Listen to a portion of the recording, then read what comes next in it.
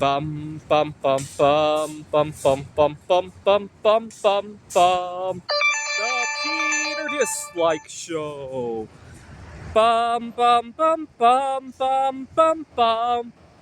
I'm normally not the one to believe in conspiracy theories, but I'm starting to believe that there's a lot of subliminal advertising and pressure on food here in the United States. A little bit of background. Today is day 4 of my return to the United States from my trip to Taiwan. And in just 4 days, the amount of food cravings I'm getting here in the United States just is otherworldly compared to my time in Taiwan. I have barely been able to hold together a 12-hour fast here in the United States. When I was in Taiwan, I was regularly doing 16, 18 hours, often without thinking about it. I would look at the clock and realize I had already 18 hours, and I still had a lot of stamina for that fast. And then I would push to 20.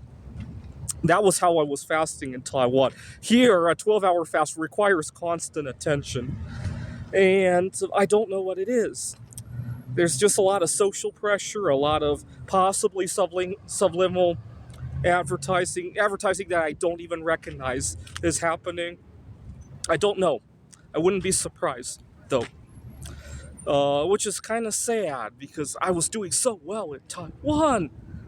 And maybe that's a sign that I need to pivot my career. It could also be the career itself. Something at my work setting is doing this to me. I don't know. I wish I could identify it because then I could start doing something, right? That's the saddest part of it all. Good news is that I hope to take a trip during the winter as well, and I'll have to think hard about where I want to travel to. I got a couple. Well, I got a big decision to make because obviously I'll only have like 2-3 weeks during the winter time. My grandmother on my mother's side is 94 years old and definitely want to spend time with her. And you guys know what else in Taiwan, obviously. But across the other ocean, remember during the funeral of my other grandmother on my father's side, I asked my grandmother to talk to Mary Curry when she makes it to the other side and to have her set me up on a blind date. And not long after that, I connected with 2 celebrities, one closely related to her, another distantly related to her. I started chatting with, believe it or not, Mary Curry's granddaughter, Helene, 97 years old. But I also struck it big with possibly a reincarnation of Mary Curry. And one day while chatting with her, I dropped the ill bomb, and it went really well.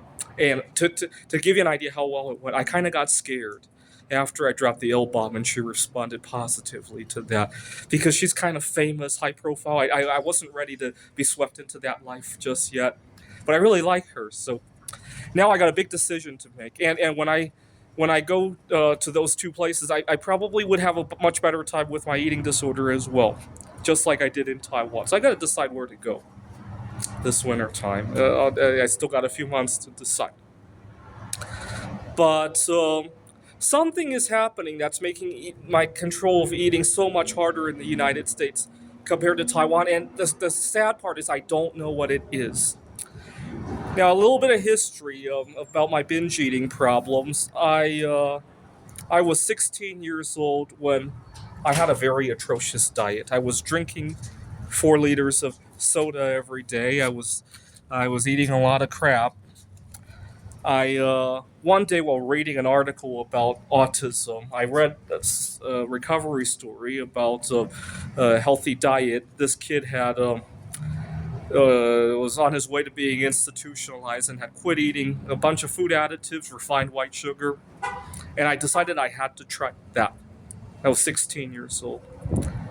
My parents thought I was crazy at the time, but at that point in time, I thought like I had nothing to lose. Now you got to understand, as a 16-year-old, it's not very straightforward to quit eating sugar. And my strategy was to always have a full stomach so that I leave no room for craving, right? If I was going to college part time. If I went to the campus and I always had a full stomach and I saw donuts there, it wouldn't be nearly as tempting, right? So I made it a plan. I was eating a lot of bananas at the time. There was a time in my life when I ate about a dozen bananas a day, sometimes more. There was another trigger that really multiplied my binge eating. So I basically traded poor diet choices for binge eating, right? Because at the time, the binge eating was less of a problem. Controlling the autism, making sure I don't get institutionalized was the main priority at that moment in time, right? I don't think I made a bad trade. It's just that I probably could have planned a little bit better, especially the long range aspects of it. Now, there was another event at the time that triggered my binge eating tendencies. My mom lost her patience with me regularly. She also has some mental health issues, and it was not unusual in the middle of arguments for her to threaten to kick me out of the home when I turned 18.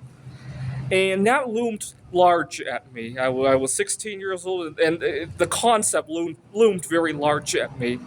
And my first fear was going hungry when I turned 18. You gotta understand, I had just traded poor food choices for binge eating problems, and now my mom's threatening to kick me out when I'm 18. The concept that I won't have all this food to binge eat weighed heavily on me.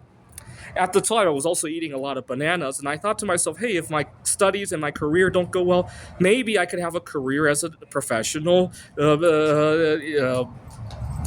eating contest performer. And so sometimes on a Saturday when I was lonely, I would chow down on 100 bananas.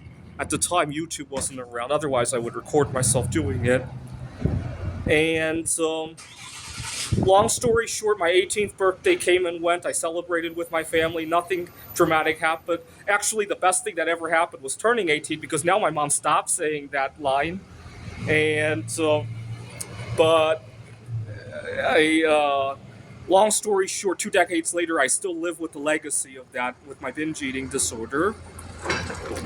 And something in the American environment, I don't know if it's job related or society related, just makes it difficult to control my eating, and it makes me look forward to my next trip overseas. I'm not sure where I'm going to go this winter time. All right, I'll end it here. Leave a comment if you've ever traveled and noticed that the environment was more conducive or less conducive, whichever way, to eating healthy. This is the Peter Dislike Show. Bum bum bum bum bum bum bum bum bum bum bum bum. The Peter Dislike Show. Bum bum bum bum bum bum bum.